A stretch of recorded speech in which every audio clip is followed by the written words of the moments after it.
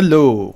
In this video I'm going to draw the comparison between ambient occlusion in the form of a PBR map versus creating ambient occlusion as an AOV, aka render pass. You can see here in this document the terminology that I used in this video, just to make sure nobody gets confused, especially when I use the term AO AOV, which basically means ambient occlusion render pass. So that's why in many cases you will hear me saying render pass instead of AOV, just to avoid that AO AOV kind of gibberish. And below you can see the steps of this tutorial, just so you would know what is ahead. Stick around and I hope you enjoy this video. I have this ship asset that I got from polyhaven.com, and I'm gonna start by showing the network of the shader that is applied to it that has the textures and all the PBR maps. Then I'm going to take the diffuse map, throw it into Materialize, and then export an AO map out of it. I will also leave a link in the description for the full tutorial on how to use Materialize.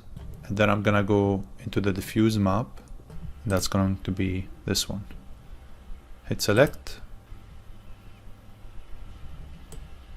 Alright, here it is. In order for me to create ambient occlusion, I will need to start by creating a height map. It's very important to pay attention to how you create your height map, because it's going to determine how the AO is supposed to be. And sometimes it's kind of difficult to really know exactly what we want from the displacement or how accurate it is. So in this case, it's key to find one element, just one element in your map that would tell you which objects are supposed to be displaced, and then based on that you get to decide how the ambient occlusion is supposed to look like. So let's say, for instance, this here, I would know that this needs to be on top of the ship, like an added piece, and therefore this needs to be displaced. So that tells me that in terms of the displacement, this is supposed to be white or bright in terms of the shades. Okay, I would go here and create, and doesn't look too bad so far. But if I go here to the presets, details or displace, it's kind of bad. Maybe if I fiddle with it a little bit. Okay, so that's going to displace this. Not drastically. I can definitely go here and modify how drastic that displacement is going to be.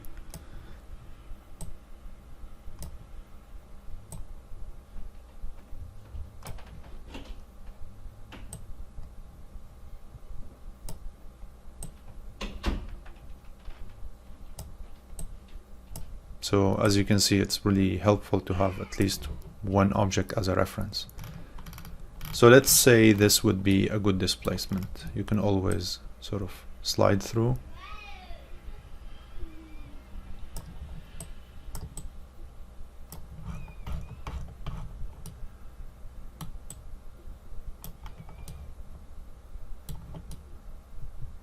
Yeah, so I'm seeing here other pieces that have typically the same height, and they are going to be displaced since they have brighter shades.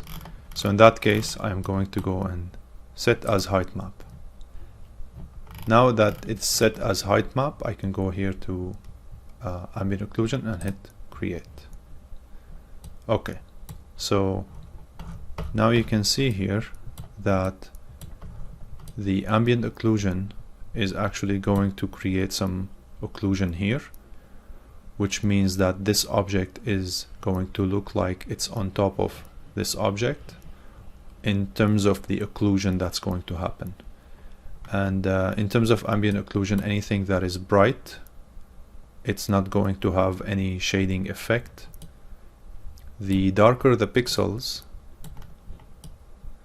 the stronger the occlusion is. And in this case, it makes sense because it's a much smaller object, and therefore the occlusion, you can see it's much more trapped. So it would trap more of that occlusion or shadow. So this looks good to me. So I'm going to, if I only need the ambient occlusion, I can simply just say set as AO map. Once you click that, then it actually creates that AO for you, and then you can go click on S,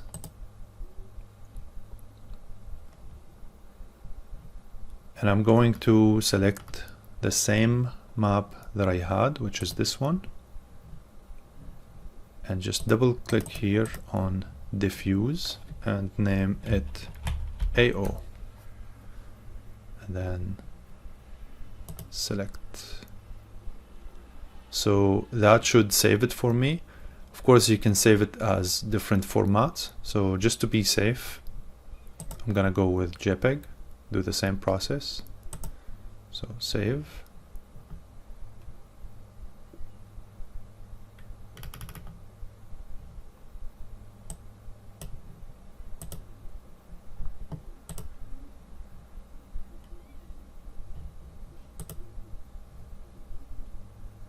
And it's not going to overwrite the BMP file since it's a different format. Now it's a JPEG. Okay, so now I have my AO map. Let me go back to Maya and plug in that AO map. So tab and then file.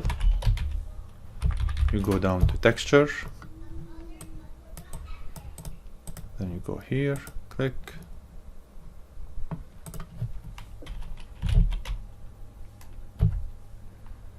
I'm gonna look for this map here. I'm gonna select this connection, delete. And what I want now is to have a mix of both the diffuse and the AO, hull AO, combined together into something that is called AI multiply. AI multiply. I have a brief demo on how AI multiply works. I think it's if you're new to the AI multiply, I think that video could be very helpful in a way that you would know exactly how it functions, and also it gives you some ideas on how to take more advantage of it other than just baking together the AO and the diffuse. So I'll add a description. So I'll add a link for it in the description. So I'll take out the color input 1, take out the color of the AO input 2, and then select this guy here. I'm going to plug it into the color. So I can either just drag this here, or as usual, you can also drag this with middle mouse button right here, which is pretty much the same, but just a reminder of the two approaches, which you might favor one of them over the other. So now technically I have an AO added into this image. I'm going to go and render an example for you to see the difference between them, and I will also make a comparison between the AO AOV that I already have in this scene versus the AO map that I've created.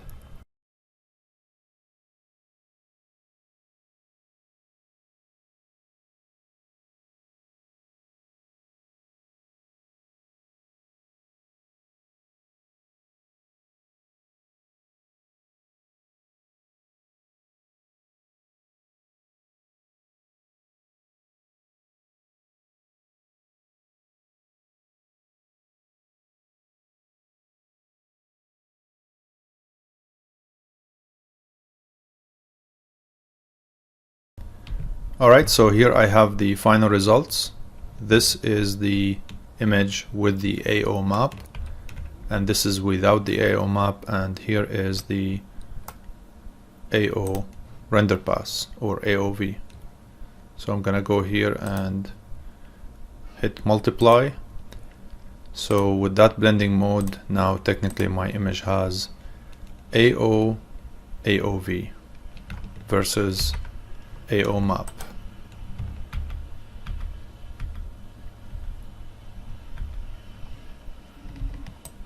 Some weird results here, but the thing is,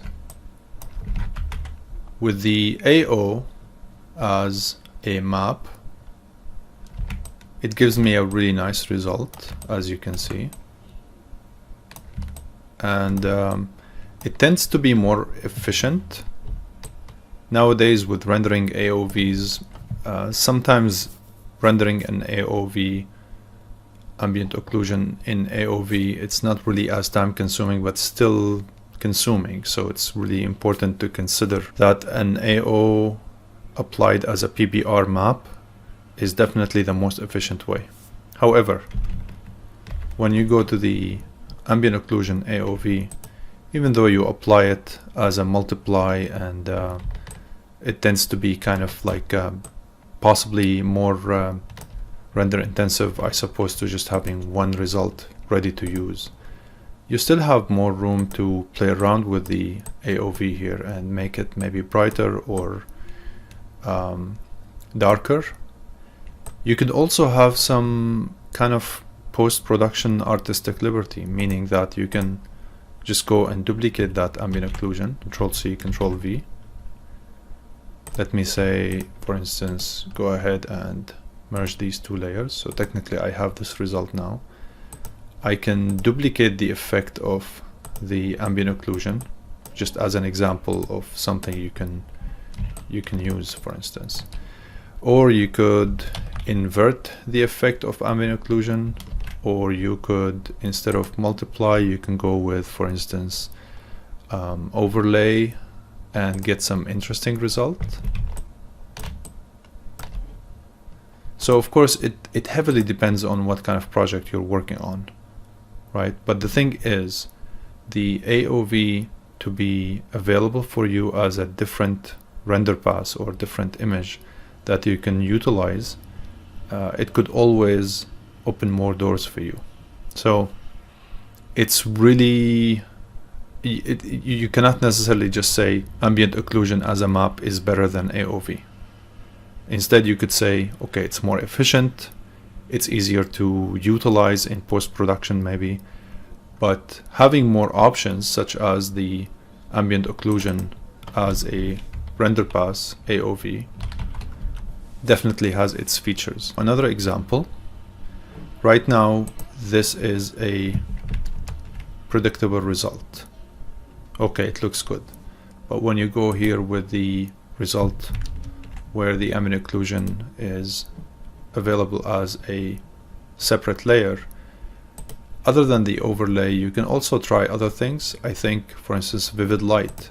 Now look at this result. It's giving you a kind of an artistic approach, stylized kind of rendering, right?